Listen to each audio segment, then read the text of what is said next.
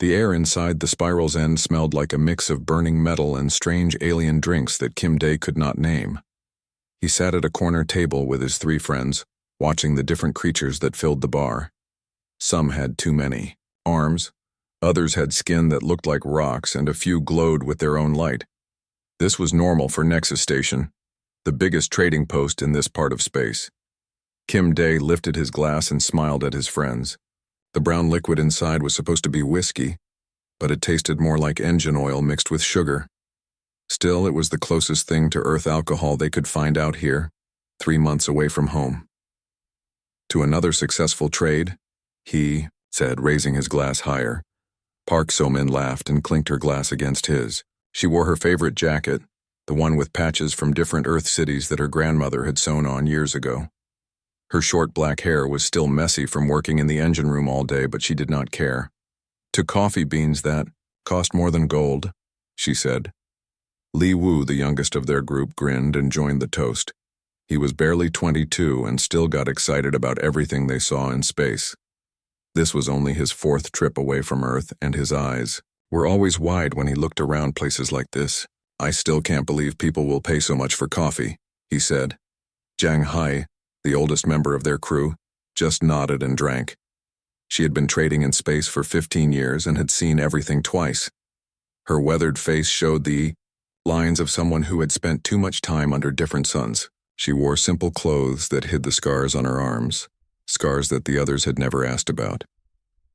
The spiral's end was not a fancy place. The tables were made from salvaged ship parts, and the floor had stains that were probably older than Li Wu.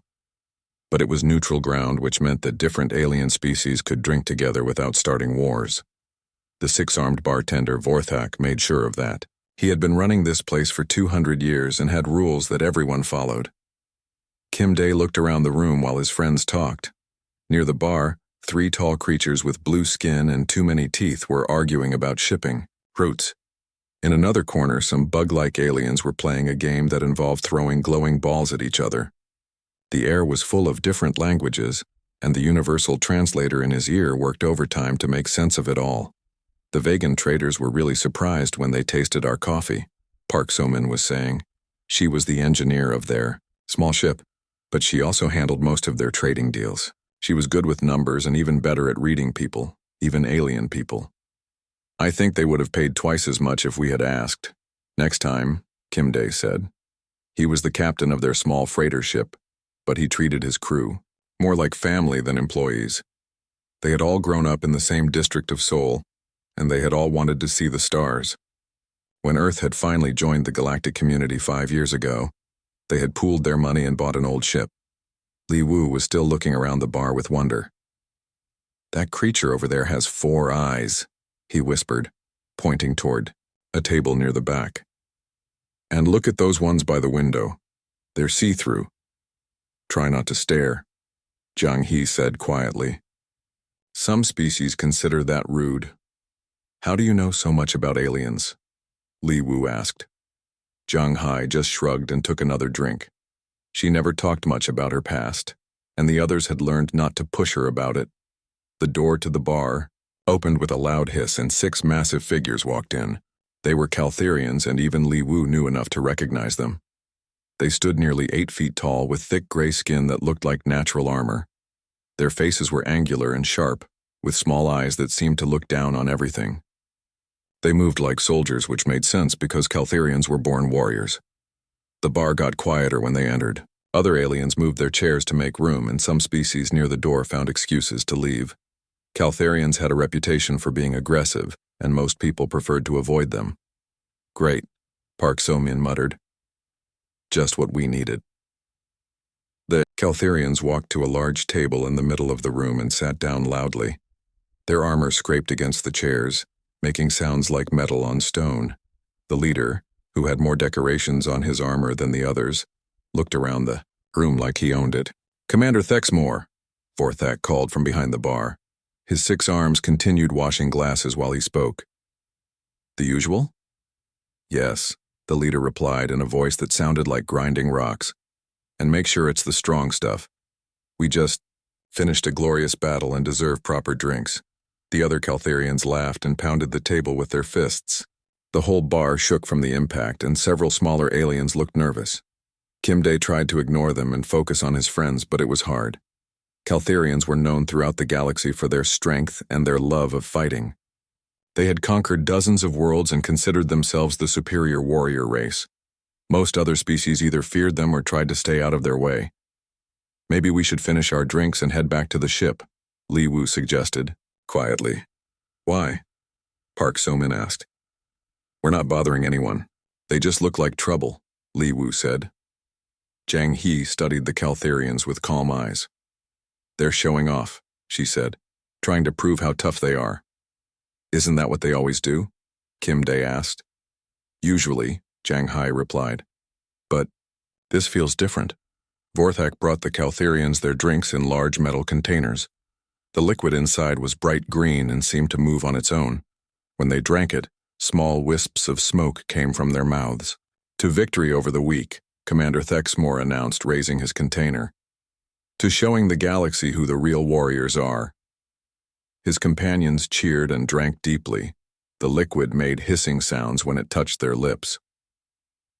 Park So-min rolled her eyes. "Do they always have to be so dramatic?" "It's part of their culture," Kim Day said. "They think being loud makes them more impressive."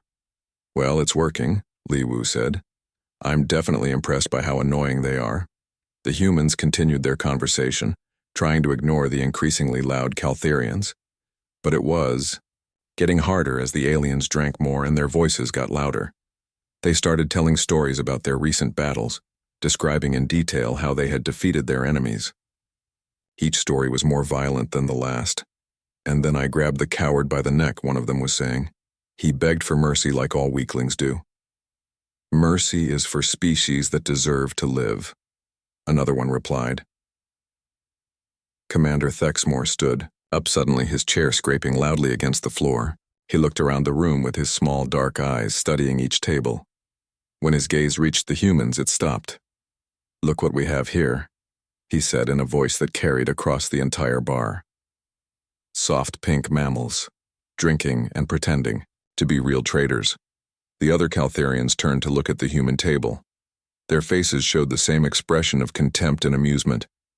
"How cute," one of them said. "The little humans think they belong in space." Kim Day felt his friends tense beside him, but he kept his voice calm. "We're just trying to enjoy our drinks," he said. "Are you?" Commander Thexmore asked. He picked up his container and walked toward their table, his heavy boots making the floor vibrate with each step. "Tell me, little human, what makes you think you have the right to sit in the same room as real warriors?" The bar had gone completely silent now. Every alien in the room was watching to see what would happen next. Commander Thexmore stood over the human table like a mountain of gray armor and muscle. His small eyes glittered with the kind of amusement that came from knowing he could crush anything in front of him. The other 5 Caltharians spread out, behind him, forming a half circle that blocked the humans from easily reaching the door. Around the bar, other aliens watched with the careful attention of creatures who had learned to read danger. The crystalline Zephyrians near the window began to glow brighter, their light patterns shifting faster as they communicated silently among themselves. At a table near the back, 3 insectoid Morgoth traders clicked their mandibles nervously and tilted their heads to get a better view. The amphibious Velcarian diplomats who had been discussing trade agreements stopped talking completely. Their large eyes, designed to see underwater, focused on the humans with the intensity of predators watching prey. Even Vorthak behind the bar had stopped washing glasses, though his 6 arms remained ready to grab the heavy stun weapon he kept under the counter. "I asked you a question, little human," Commander Thexmore said, his voice dropping to a rumble that seemed to come from deep in his chest. "What makes you think you belong here?" Kim Day looked up at the massive alien without flinching. Years of trading in space had taught him that showing fear only made bullies worse. "Same thing that gives you the right," he said calmly. "We have money and we're not breaking any rules." The Caltharians laughed, a sound like rocks falling down a cliff. "Money," one of them said. "Rules? You think those things matter when you're Too weak to defend yourself? Park So-min set down her glass with more force than necessary. We're not bothering anyone, she said. Why don't you go back to your table and leave us alone? Commander Thexmore turned his attention to her, and his expression shifted to something that might have been surprise. The female speaks, he said. How unusual. In most civilized species, the weak ones know their place. Good thing we're not from a civilized species then, Park So-min replied. The watching aliens exchanged glances. The Zephyrians' light patterns became even more rapid, and one of the Morgoth traders made a sound that the universal translator interpreted as nervous clicking. They had all heard stories about human unpredictability, but seeing it in person was different. Li Wu's hands were shaking slightly, but he was trying hard not to show it. He had never been in a real fight before, and these aliens looked like they could tear him apart without effort. But he was not going to run while his friend stayed. Zhang He sat perfectly still, watching the Caltherians with the same calm expression she always wore. Her eyes moved from one alien to another, noting their positions and how they moved. She seemed to be calculating something in her head. You know what I think? Commander Thexmore said, taking another step closer to the table. I think you soft. Mammals need to learn some respect. He reached out with one massive hand and deliberately knocked over Park So-min's glass. The brown liquid spilled across the table and dripped onto her jacket, staining the patches that her grandmother had sewn on so carefully. The bar went even quieter, if that was possible. Everyone knew that this was the moment when things would either end peacefully or turn violent. Most of the watching aliens expected the humans to apologize and leave, the way most species did when confronted by Caltherian warriors. Park So-min looked down at her jacket, then back up at the towering alien. That was my drink, she said. Was it? Commander Thexmore asked with mock concern. How clumsy of me. He picked up his own container and deliberately poured some of the green, smoking liquid onto her jacket as well. Oh dear, I seem to have done it again. The mixture of alcohol and alien chemicals began to eat through the fabric, dissolving the patches that had traveled with Park So-min from Earth to the far reaches of space. The smell of burning cloth mixed with the other odors in the bar. That jacket belonged to my grandmother, Park So-min said quietly. Did it? Commander Thexmore replied. Well, now it belongs to no one. Perhaps next time you'll think twice before sitting where your betters want to drink. Around the room, aliens began to shift in their seats. Some moved closer to get a better view, while others edged toward the exits. The Morgoth traders were clicking rapidly now, and their translator was having trouble keeping up with their excited chatter. The Velcarian diplomats had pulled out small recording devices, as if they expected whatever happened next to be historically significant. Kim Day started to stand up, but Commander Thexmore put one massive hand on his shoulder and pushed him back down into his chair. The alien's grip was strong enough to crack bone, and Kim Day winced despite himself. Sit, the Caltherian commanded. I wasn't talking to you. You want respect? Park So-min asked, still looking at her ruined jacket. Try asking for it instead of demanding it. Commander Thexmore's laugh was uglier this time. Asking? From mammals? You think because your species joined the galactic community that you're equals? He leaned down until his face was close to hers. You're prey animals playing at being predators. Funny, Park So-min said. We hunt predators for sport back home. The alien's expression changed slightly. For just a moment he looked confused, rather than amused. Hunt? You? Bears, wolves, big cats? She continued conversationally. Sometimes sharks if we're feeling adventurous. My cousin once killed a tiger with nothing but a knife. Li Wu stared at her. He had known Park So-min for most of his life, and she had never mentioned hunting anything bigger than insects. But she was saying it with such calm confidence that even he almost believed her. Commander Thexmore straightened up, studying her more carefully. You're lying. Am I? Park So-min asked. How would you know? What do any of you actually know about humans? One of the other Caltherians stepped forward. We know you're weak, he said. We know you have no natural weapons, no armor, no strength, worth mentioning. We know you come from a soft world with gentle weather, another one added. We've seen the reports. Zhang Haye spoke for the first time since the confrontation began. Reports can be wrong, she said quietly. Commander Thexmore turned his attention to her. Can they? And what makes you think you know better than our intelligence services? Experience, Zhang He replied. What kind of experience could a soft mammal like you possibly have? Zhang Haye just smiled, but it was not a friendly expression, the kind that teaches you to recognize real predators when you see them. The Caltharians exchanged glances. This was not going the way they had expected.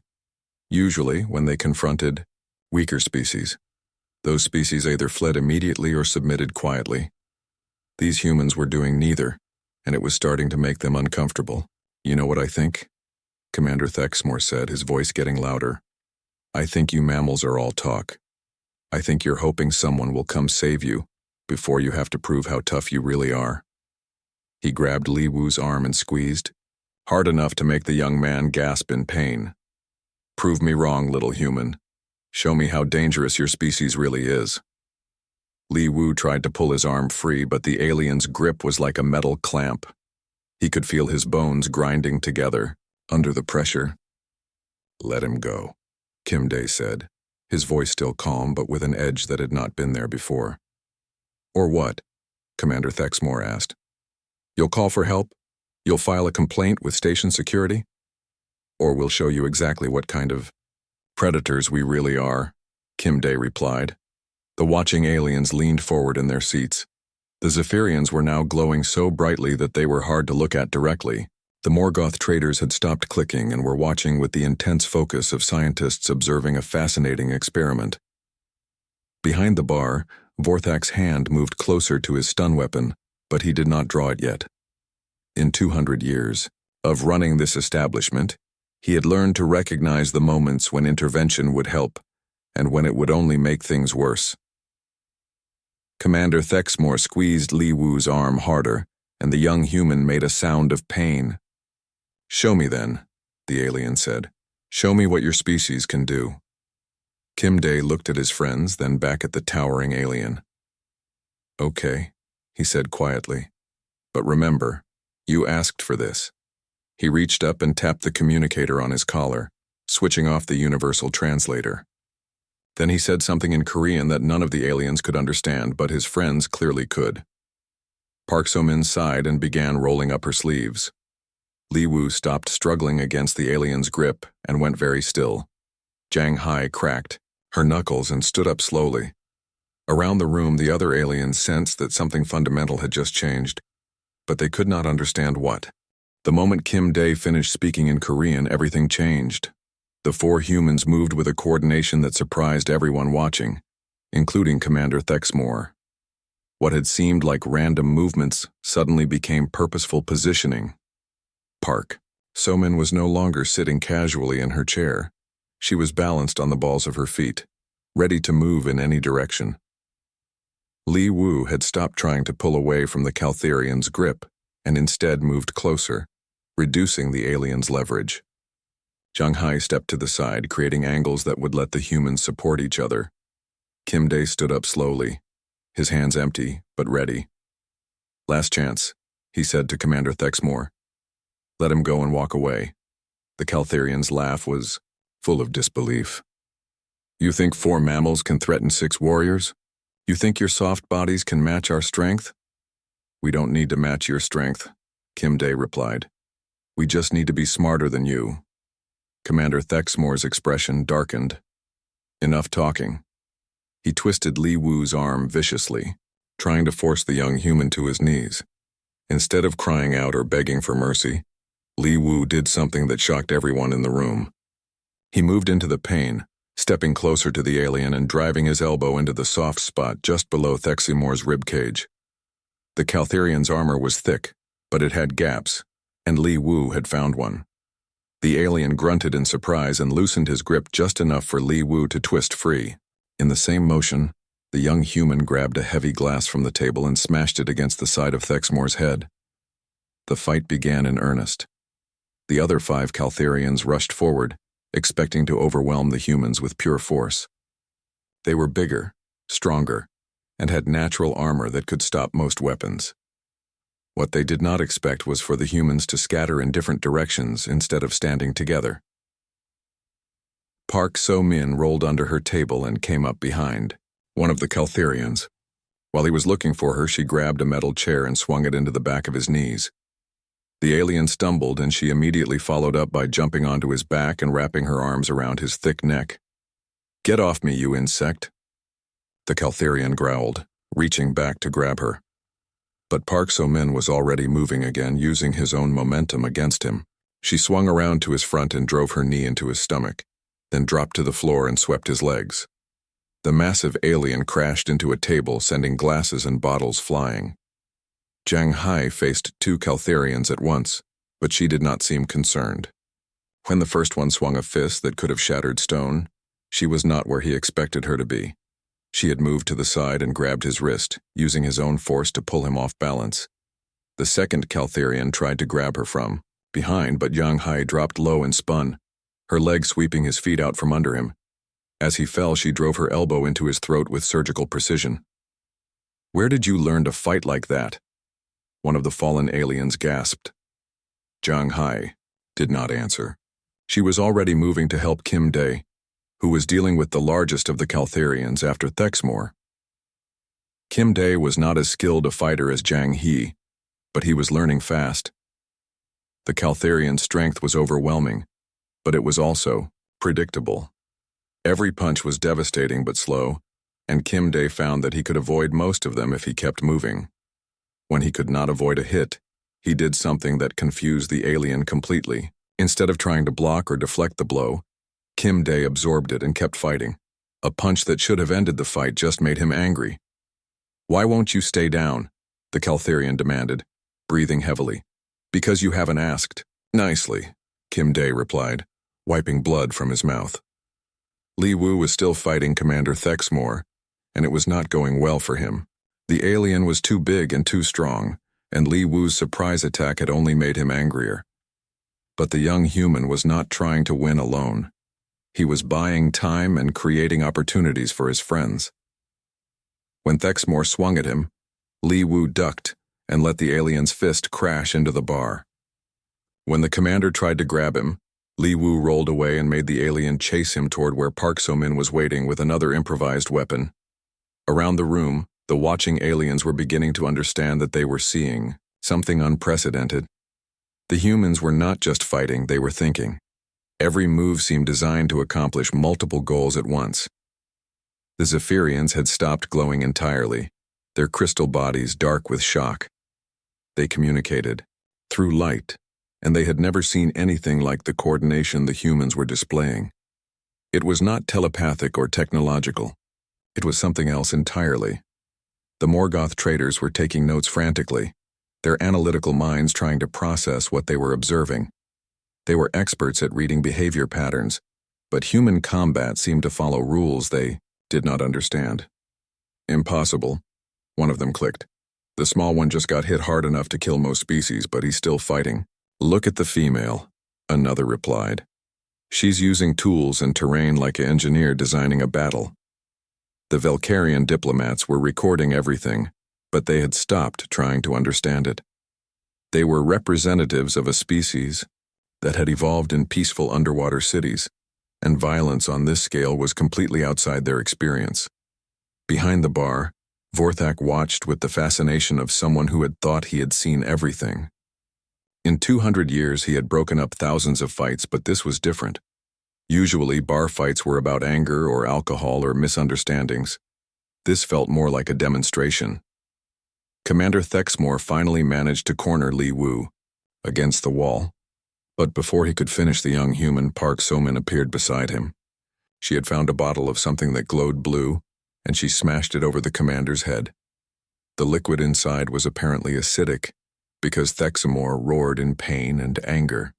He spun around to face Park So-min, his small eyes blazing with fury.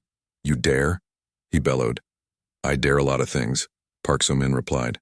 "Want to see?"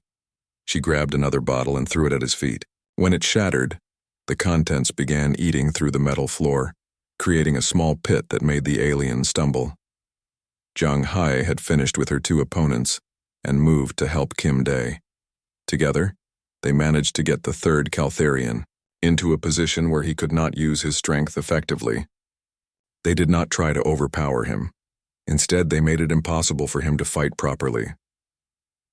"This is not how combat works," the alien protested as they maneuvered him into a corner. "It is now," Zhang Hai replied. The tide of the fight was turning, and everyone in the room could see it. The Caltharians were still stronger, but the humans were adapting faster than anyone had thought possible. Every time an alien tried a new tactic, the humans adjusted to counter it. More importantly, the humans seemed to be getting more dangerous as the fight continued, not less. They were learning from every exchange, building on each other's successes, and turning the environment itself into a weapon. Commander Thexmore was bleeding from several cuts and breathing hard. He was not used to opponents who could take punishment and keep fighting. Most species either fled or fell quickly when faced with Caltharian strength. "What are you?" he demanded, as Li Wu and Park So-min worked together to keep him off balance. "We're humans," Kim Dae said, appearing beside him with a piece of broken table in his hands, "and we're just getting started." The alien tried to turn to face this new threat, but Zhang Hai was there too, moving with the fluid grace of someone who had been in more fights than she had ever admitted to her friends. For the first time since, the fight began. Commander Thexmore looked uncertain. These soft mammals were not behaving like prey. They were acting like predators who had found new hunting ground. Around the room, other aliens began to whisper among themselves. What they were watching was changing everything they thought they knew about the newest members of the galactic community. The fight ended not with a dramatic victory or crushing defeat, but with exhaustion. After 20 minutes of brutal combat, both sides were bloodied, breathing hard, and barely able to stand. The Caltharians had expected to finish the humans quickly, but instead found themselves in the longest fight of their lives. Commander Thexmore leaned against the wall, green blood trickling from cuts on his face and arms. His armor was cracked in several places and his breathing sounded like a broken engine. Across the destroyed bar, Kim Dae wiped blood from his split lip and helped Li Wu to his feet. Park So-min sat on the remains of a broken chair, holding her ribs where a Caltharian fist had connected. Her ruined jacket hung in tatters, but her eyes were still bright with defiance. Zhang Hai stood nearby, looking tired, but ready to continue fighting if necessary. The other 5 Caltharians were in various states of damage and disbelief. One sat on the floor holding his head, another leaned heavily on a table that had somehow survived the chaos. They had cuts, bruises, and expressions of confusion that would have been funny under different circumstances.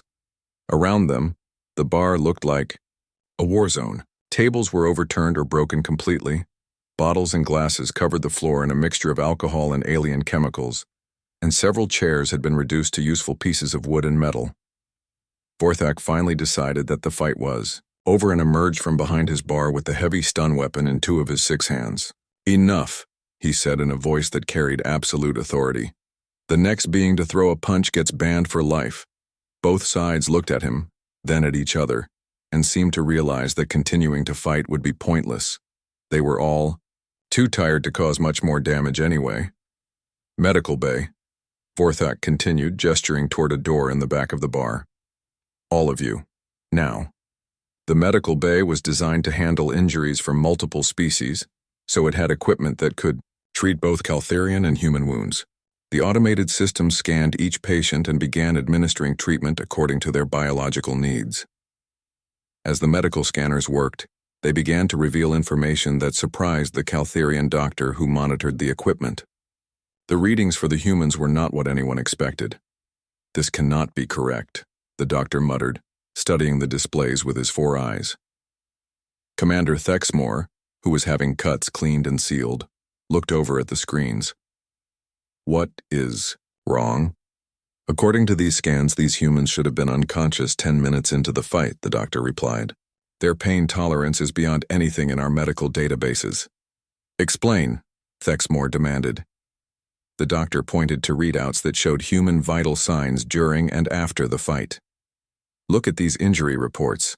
Broken ribs, severe bruising, possible concussion, torn muscles. Any one of these injuries should have incapacitated a mammal of their size. Li Wu, who was having his arm examined, overheard the conversation. "We're tougher than we look," he said. "Apparently," the doctor replied. He turned to his assistant, another Caltherian with more medical training. "Run a complete biological analysis. I want to know everything about human physiology." While the medical bay worked on treating injuries, word of the fight was already spreading throughout Nexus Station. The story grew with each telling, but the basic facts remained shocking enough without embellishment. 4 humans had fought 6 Caltherian warriors to a standstill. Not only had they survived, but they had actually seemed to get more dangerous as the fight continued. This was not how the galaxy understood warfare to work. In the trading sections of the station, alien merchants began asking questions about human capabilities. How strong were they, really? What kind of world had produced creatures that could fight Caltherians? Were the humans hiding military technology that enhanced their abilities? The answers they found were even more disturbing than the questions. Morgoth Trader, who specialized in biological information, pulled up the human homeworld data that was available in the galactic databases. What he found made his mandibles click with nervous energy. "This cannot be accurate," he said to his partner. "According to this, Earth has a gravity 20% higher than standard. The atmospheric composition includes reactive gases that would poison most species. And look at this weather data." His partner studied the information with growing alarm. Hurricanes with winds that could destroy buildings, earthquakes that reshape continents, volcanic eruptions that block out sunlight for months. How does anything survive on this world? "That is not the worst part," the first trader replied. "Look at the biological diversity reports. Their planet is full of predators that hunt in packs, venomous creatures that kill with a single bite, and parasites that take over their hosts' nervous systems." The more they read, the more concerned they became. Earth was not the peaceful garden world they had assumed. It was a death world where only the strongest and most adaptable creatures could survive. In another part of the station, a Zephyrian researcher was conducting her own investigation into human history. What she found made her crystalline structure dim with shock. Human civilization was built on conflict. Their entire recorded history was essentially one continuous war punctuated by brief periods of preparation for the next war. They had weapons that could destroy entire planets, and they pointed these weapons at each other for political leverage. Even more disturbing was their approach to entertainment. Humans watched simulated violence for fun. They played games that involved strategy and combat. They told stories about heroes who solved problems through fighting. "They are a warrior species," she transmitted to her colleagues. "They have disguised themselves as peaceful traders, but their entire culture is based on survival through combat." The medical analysis was complete, and the results were being shared among the station's alien population with growing alarm. Human beings were not just tough for mammals. They were tough by galactic standards. Their bones were dense enough to support their high-gravity world. Their muscles were designed for endurance rather than brief bursts of strength. Their nervous systems could function despite injury levels that would kill most species. Most disturbing of all, they seemed to have psychological mechanisms that made them more effective fighters when they were injured or threatened. Instead of becoming cautious and defensive, humans became more aggressive and creative. Back in the medical bay, Commander Thexmore was studying the human crew with new eyes. They were sitting together, talking quietly and sharing what the medical systems had identified as humor responses to stressful situations. "You knew," he said to Zhang He. "You knew we were underestimating you." Zhang He looked up from the bandage being applied to her arm. "Most species do," she replied. "You all see our size and assume we're weak? You see our peaceful behavior and assume we can't fight. But you can," Thexmore said. "We're very good at it," she confirmed. "We've had a lot of practice." "What kind of practice?" Yang Hie was quiet for a moment, then seemed to make a decision. "I spent 8 years fighting in the colonial wars. Kim Dae was a Marine before he became a trader. Park So-min learned engineering by fixing vehicles in combat zones. Lee Woo is the only one of us who hasn't been in a real war, and he grew up in a district where you learned to fight or you didn't survive. Commander Thexmore stared at her. You are all soldiers? We're soldiers, Kim Dae corrected. Now we're traders who happen to know how to defend ourselves.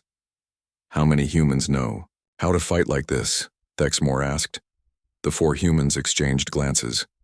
Most of them, Park So-min said finally. Fighting is something we learn the way other species learn to swim or fly. The medical bay fell silent except for the humming of treatment equipment. Around the station, the implications of what had happened in the spiral's end were beginning to sink in. The galaxy had welcomed humanity as a peaceful species of traders and explorers. What they had actually welcomed was a civilization of warriors who had learned to disguise themselves as merchants. The question now was what to do with this information, and whether it was already too late to matter. 3 weeks after the fight in the spiral's end, the galaxy was a very different place. News of the bar brawl had spread through trade routes and communication networks faster than anyone had expected. What started as a simple story about humans fighting Caltherians had grown into something that was reshaping galactic politics. On the Velkar homeworld, the Council of Peaceful Waters held an emergency session to discuss what they were calling the human question. The amphibious delegates sat in their circular chamber, surrounded by the gentle sounds of flowing water that usually helped them think clearly. Today, the sound was not helping. The reports cannot be accurate, insisted Councillor Mirthala, her large eyes reflecting the blue-green light that filled the chamber. 4 individuals cannot represent an entire species. The biological analysis suggests otherwise, replied her colleague Felandon. He gestured to the holographic displays that showed human anatomy and physiology. Their homeworld is classified as a Class 12 death world. Nothing that violent can produce peaceful traders. But they passed all our psychological evaluations, Mirthala protested.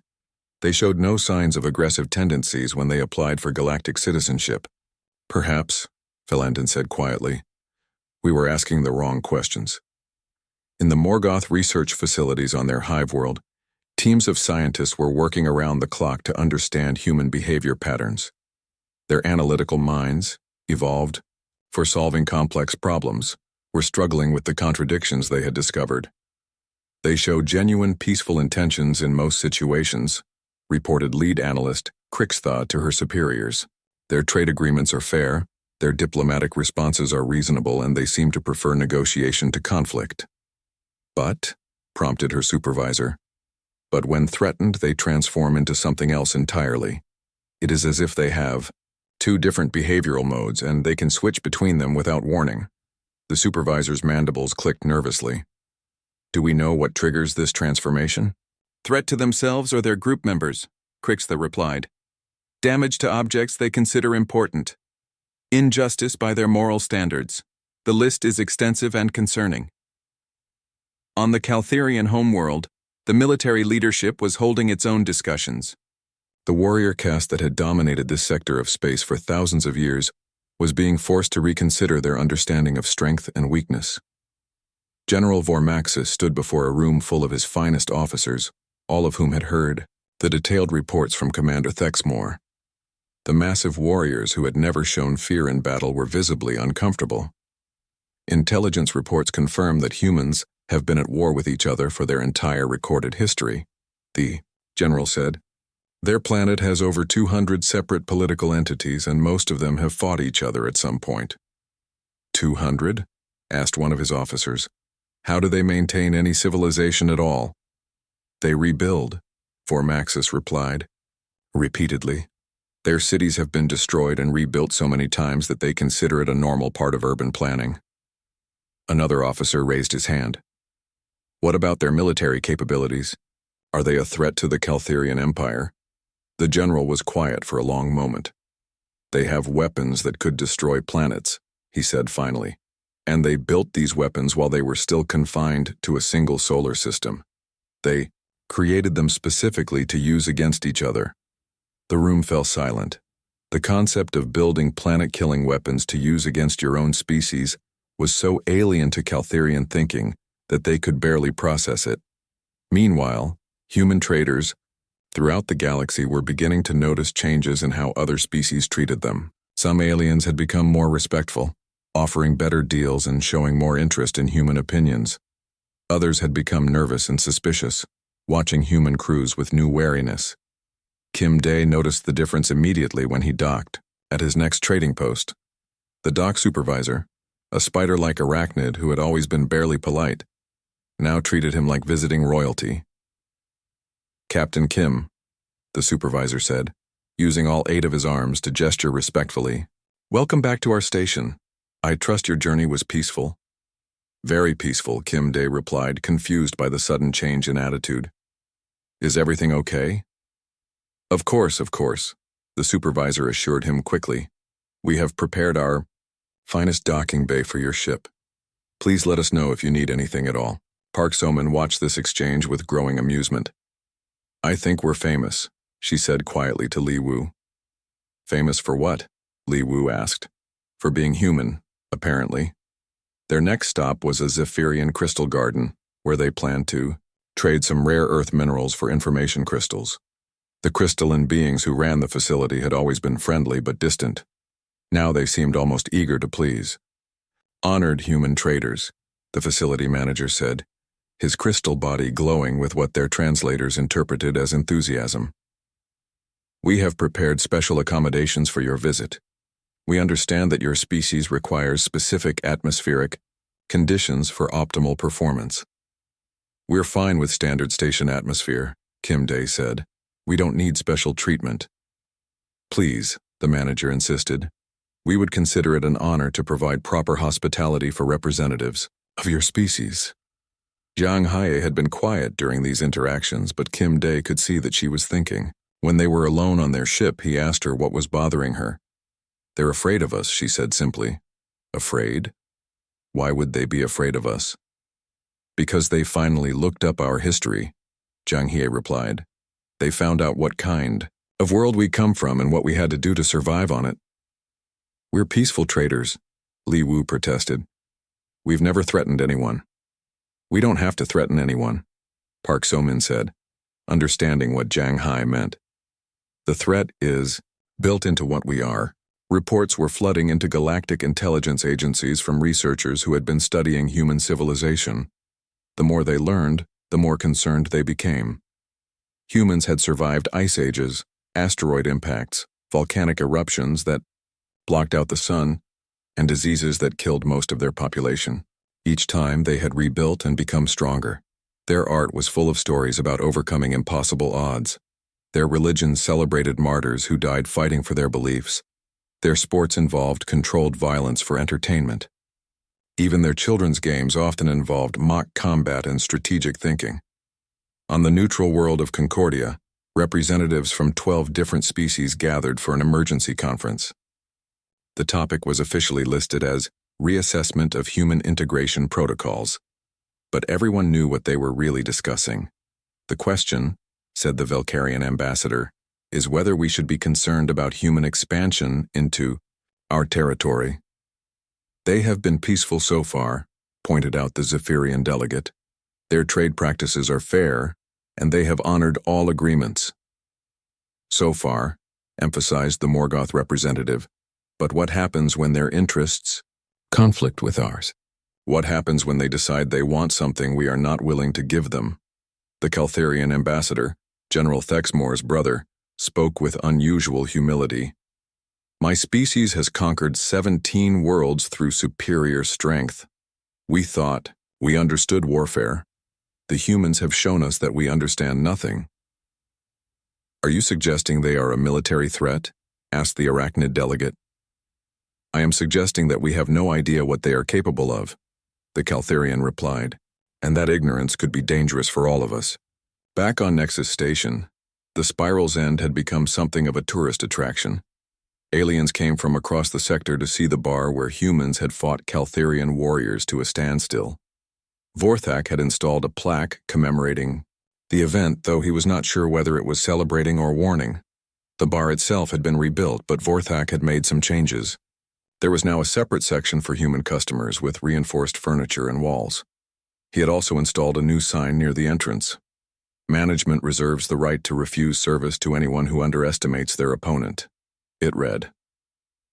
The 4 humans who had started it all were unaware of most of these developments. They continued their trading runs, buying and selling goods across the galaxy, treating other species with the same friendly respect they always had.